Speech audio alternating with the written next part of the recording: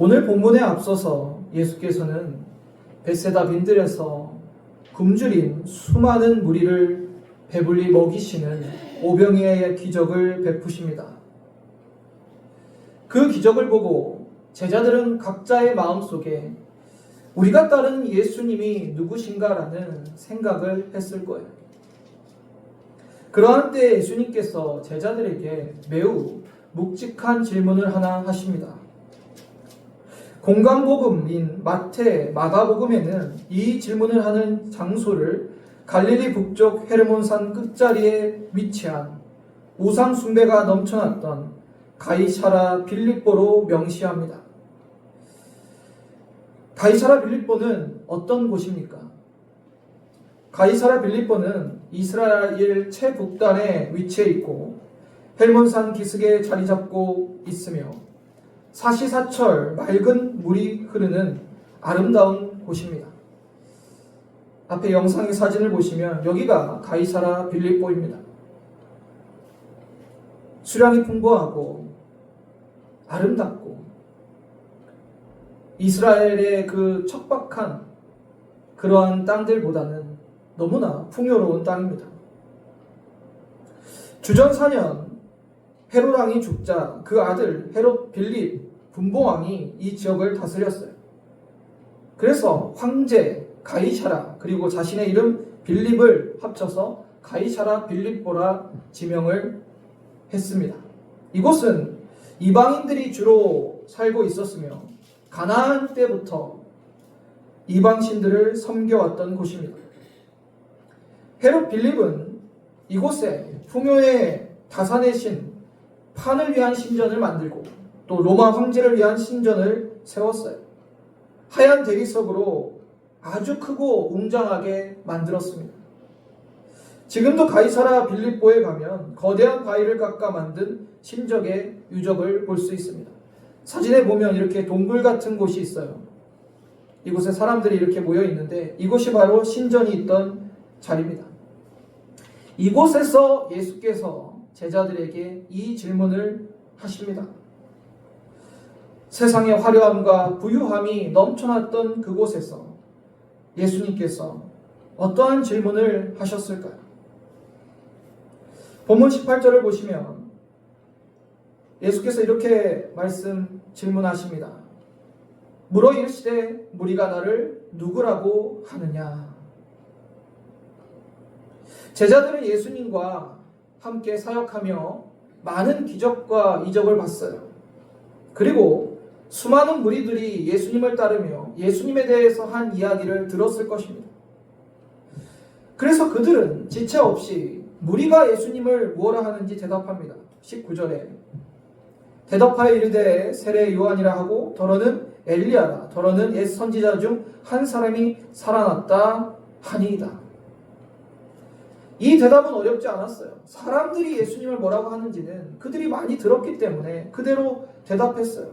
무리들이 생각한 예수님은 선지자적 전통을 잇는 종말의 선지자로 이해했어요. 그리고 이제 예수께서는 제자들에게 매우 중요한 질문을 합니다. 예수께서 이르시되 너희는 나를 누구랴 하느냐? 그때 베드로가 대답합니다.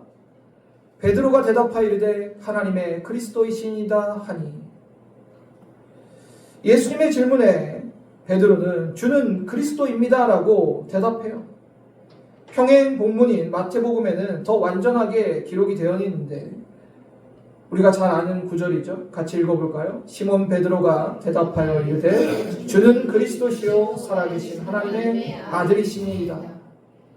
이게 베드로의 대답이었어요.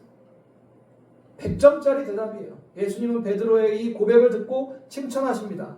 마태복음 16장 17절에 예수께서 대답하여 이르시되 바요나 시몬아 내가 복이 있도다. 이를 내가 알게 한 이는 혈육이 아니요 하늘에 계신 내 아버지시니라. 예수님의 이 질문에 우리는 늘 그리스도인으로서 우리 스스로의 답변이 준비되어 있어야 됩니다. 언제라도 주님이 너는 나를 누구라 하느냐 물으실 때 여러분은 무엇라 대답하시겠습니까? 세상의 화려함과 달콤함 앞에 내가 서 있다면 어떻게 대답하시겠습니까? 아니면 고난 중에 주님이 물어보신다면 어떻게 대답하시겠습니까? 어쩌면 고난 중에 물어보시는 게 더 쉽게 대답할 수 있을 것 같아요. 내가 의지할 것은 주님밖에 없고 내가 따를 분은 주님밖에 없으니 주님이 그리스도이십니다라고 고백할 수 있을 것 같아요. 그런데 세상의 화려함과 달콤함, 이 가이사라 빌립보 같은 그러한 때, 그러한 장소에서 나에게 물으신다면 그래도 주님은 그리스도이십니다라고 우리가 고백할 수 있을까요? 우리는 어느 때 어떤 상황에서도 예수님께서 너는 나를 누구랴 하느냐라고 물으셨을 때 대답할 수 있어야 합니다. 오직 우리의 주님이신 예수님께서 우리 삶의 어느 순간에서도 주는 그리스도십니다라고 믿음의 고백을 하고 한 걸음 한 걸음 주님과 함께 걸어가는 저와 여러분이 되었으면 좋겠습니다. 예수님께서 이러한 질문을 하시고 베드로의 대답을 듣고 예수 그리스도 그 십자가의 순환을 예고하시고 제자도를 가르쳐 주십니다. 여기서 중요한 것이 무엇이냐면 예수 그리스도에 대한 신앙 고백이 있는 자들만이 그분의 제자이고 그 제자들에게만 복음의 비밀이 깨닫게 되며 제자의 길을 보여주셨다는 것.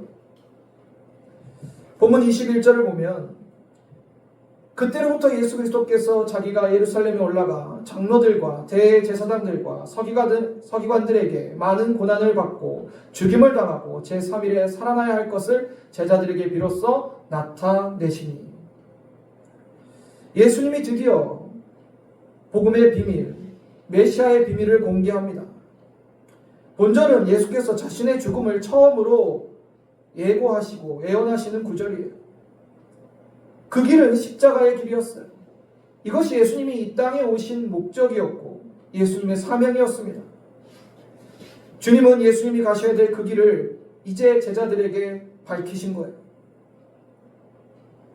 예수께서는 장로들과 대제사장들, 서기관들에게 많은 고난을 받고 십자가에 죽임을 당하신다는 것을 예고하십니다. 그리고 3일 만에 다시 살아나실 것도 말씀합니다. 마태복음에서 이 말씀을 들은 베드로는 예수님을 붙들고 강하게 항변합니다. 결코 그리 마옵소서, 그런 일은 있을 수 없습니다라고 하죠. 그러나 여러분, 십자가 없이 영광은 없습니다. 예수님의 십자가의 그 순환은 반드시 가야만 하는 길이었어요. 주님이 십자가에 죽으셔야만 우리의 죄를 사하실 수 있고 우리를 구원하실 수 있기 때문입니다. 베드로는 이것을 깨닫지 못하고 주님을 막아선 것입니다. 그때 주님이 베드로를 책망하시죠. 너는 나를 넘어지게 하는 자다. 내가 하나님의 일을 생각하지 않고 사람의 일을 생각하는도다. 방금까지 칭찬을 듣던 베드로가 주님께 책망을 듣게 됩니다. 왜냐하면 주님은 십자가의 길을 가셔야 됐고 제자들은 그것을 막아서는 게 아니라 함께 그 길을 따라가야 되기 때문이에요. 이제 주님은 제자들에게 그 길을 뒤따르도록 요구하십니다.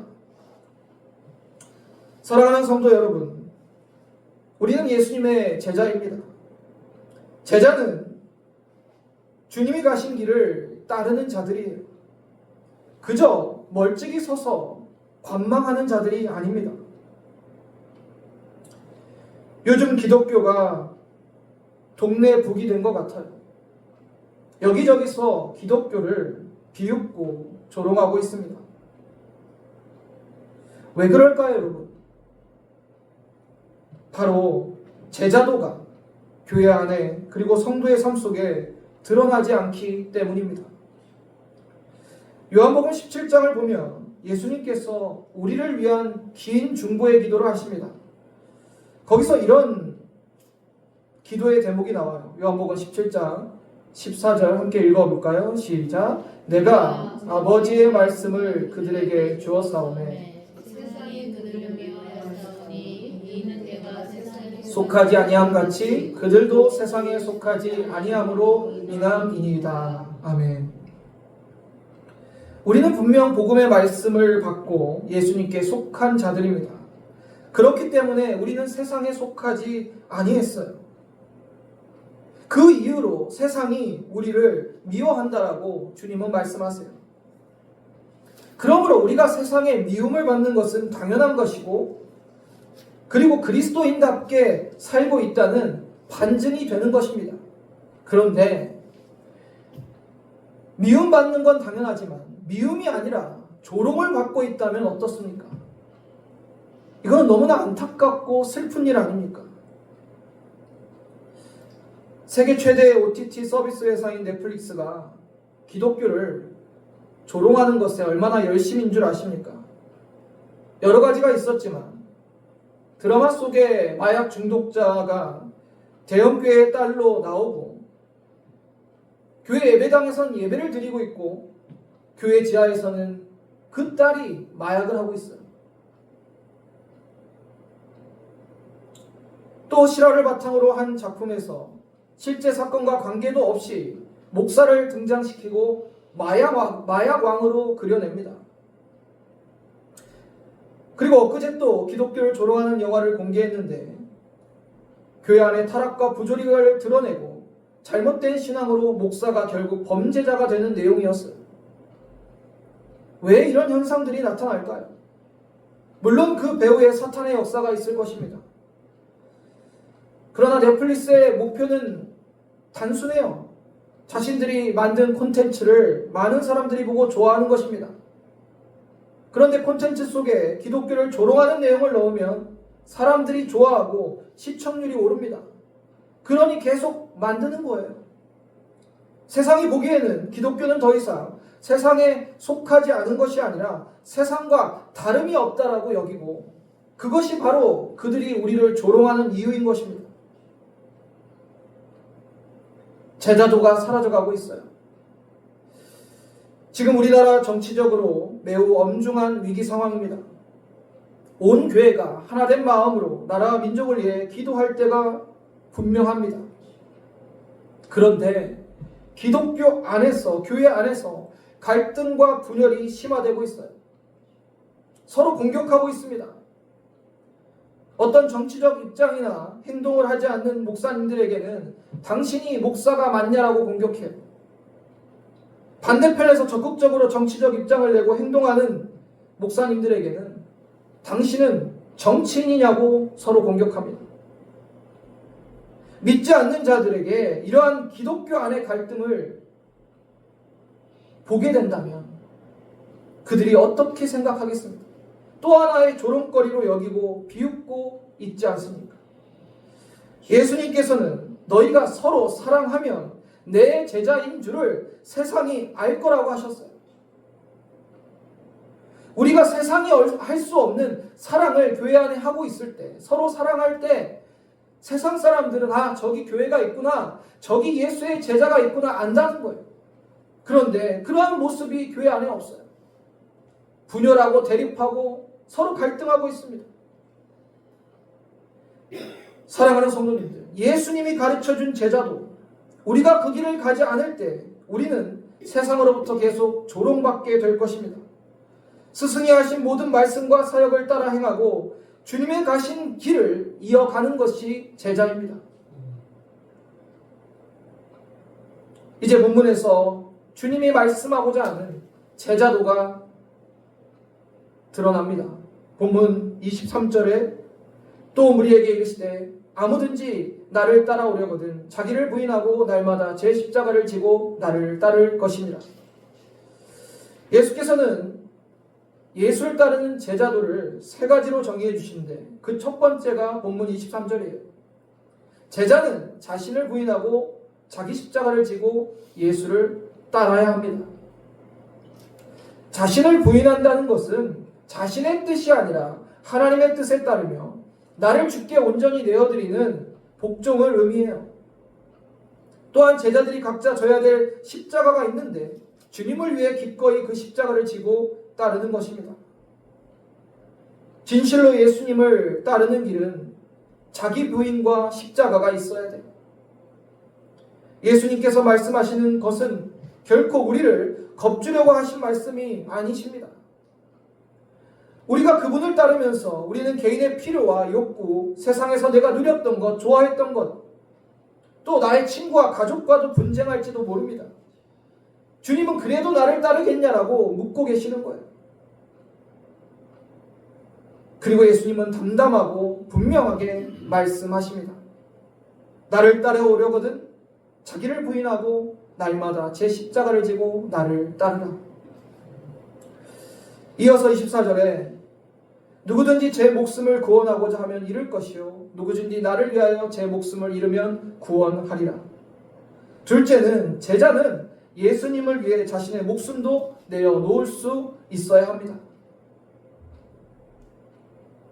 그냥 하시는 얘기가 아니에요. 세상에서 자신의 목숨과 안위만 살피는 자는 잃게 된다고 말씀하세요.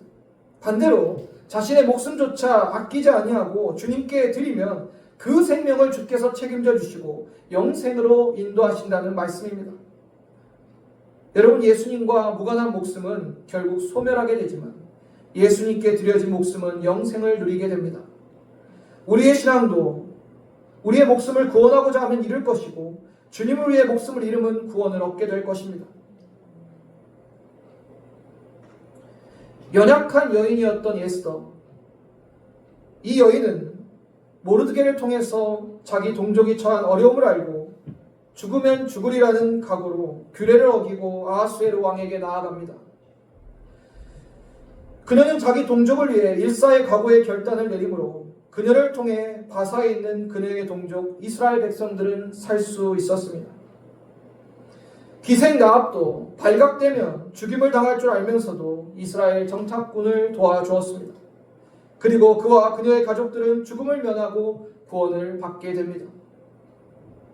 예수께서도 겟세마네의 기도를 하시면서 하나님께 고통을 호소하였으나 결국 우리를 구원하시기 위해 십자가에서 자신의 생명을 버리셨어요. 그리고 예수님을 통해서 우리는 생명을 얻게 되었습니다. 이것이 성경의 진리고 하나님 나라의 원리입니다. 이어서 26절을 보시면 누구든지 나와 내 말을 부끄러워하면 인자도 자기와 아버지와 거룩한 천사들의 영광으로 올 때 그 사람을 부끄러워하리라. 셋째, 제자는 예수와 그분의 말씀을 부끄러워하지 말아야 돼요.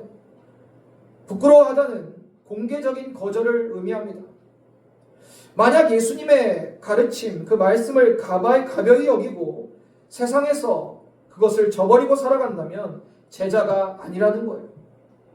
그러한 자들은 하나님의 뜻을 이룰 수도 없고 장차 인자 예수님이 오실 때 아버지와 거룩한 천사들 앞에서 그들은 부끄러움을 당하게 된다. 즉 예수님께서 그들을 거절하신다는 것입니다.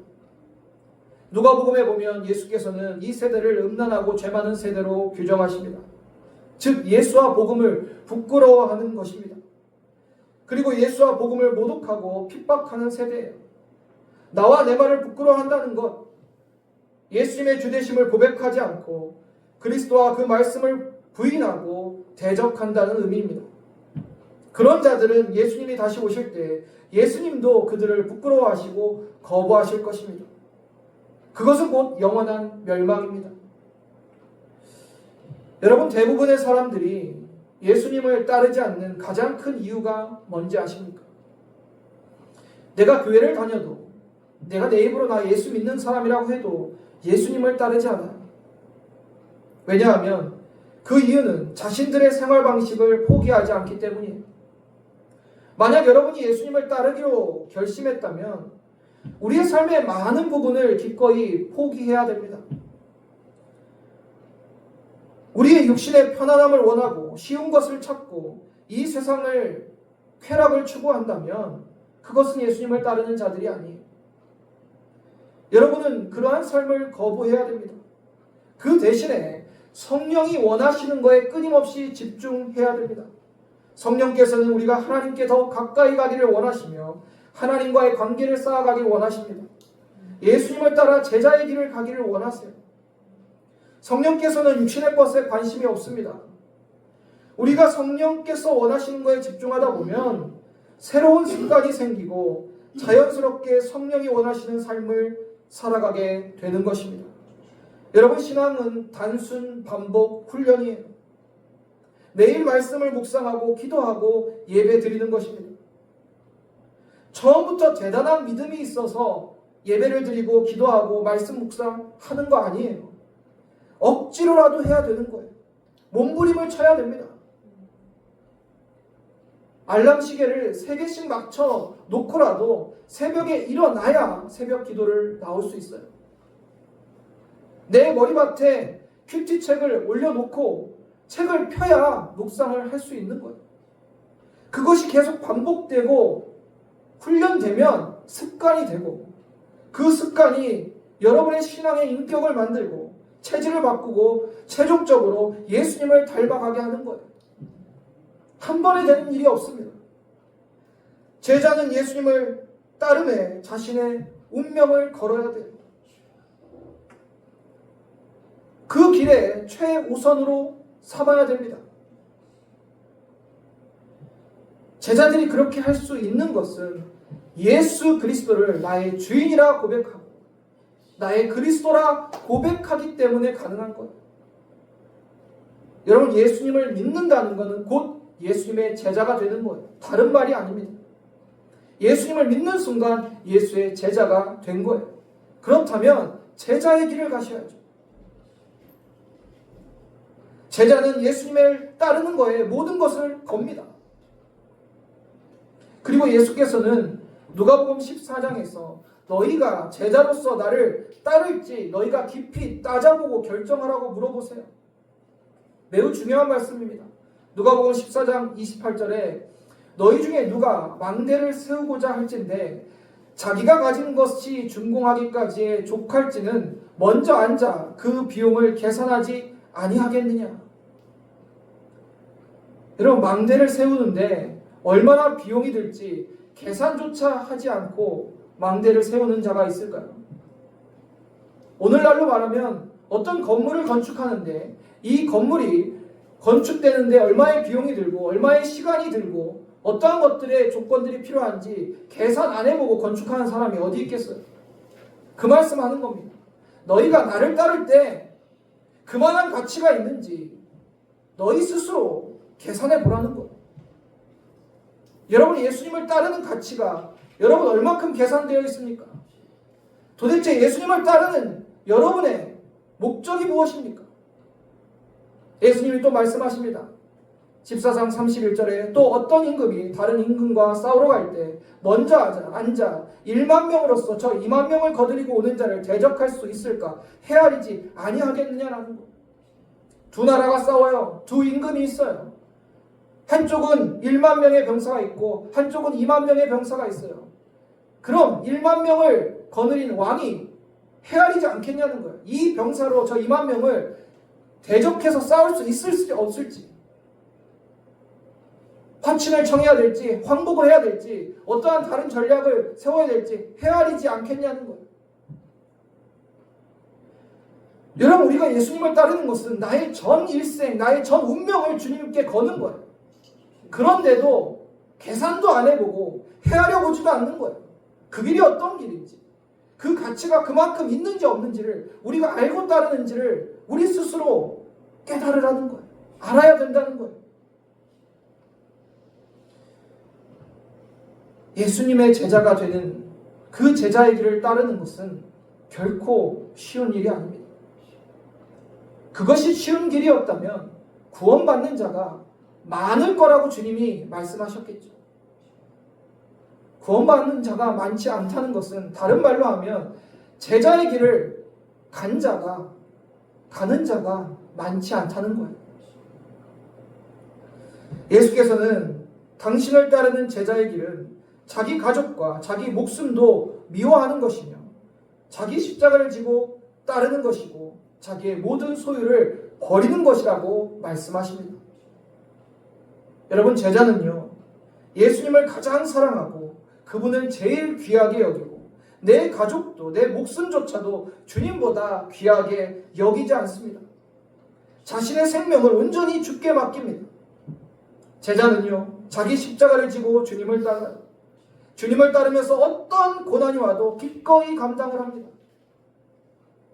제자는요, 자기의 소유가 없어요. 새로운 물질관이 생기는 거예요. 나의 소유, 나의 모든 소유권은 주님에 있고 나는 선한 청지기로 내 삶의 모든 영역을 주님께 맡기고 주님의 공급하심으로 살아감을 고백하는 자들이에요. 사랑하는 성도님들, 예수님은 우리의 주님이시고 그리스도시며 살아계신 하나님의 아들이십니다. 그리고 우리는 그분의 제자예요. 우리는 주님이 가르쳐준 제자도대로 살아가야 됩니다. 지금 주님이 말씀을 통해 우리에게 요청하고 있습니다. 사랑하는 아들아, 사랑하는 딸아, 너는 나를 누구라 하느냐? 나를 따라오려거든 너를 부인하고 십자가를 질 수 있느냐? 나를 따르기 위해, 나와 복음을 위해 너의 목숨도 버릴 수 있느냐? 나를 따르면서 오직 내 말씀에만 순종하고 나를 사랑하고 나를 자랑할 수 있겠느냐? 주님이 묻고 계세요. 이러한 주님의 요청에 네 주님 제가 따르겠습니다라고 믿음으로 주를 따라가며 우리의 생명을 주님께 맡기며 예수 그리스도의 제자로 살아가는 저와 여러분 되기를 주님의 이름으로 축원합니다.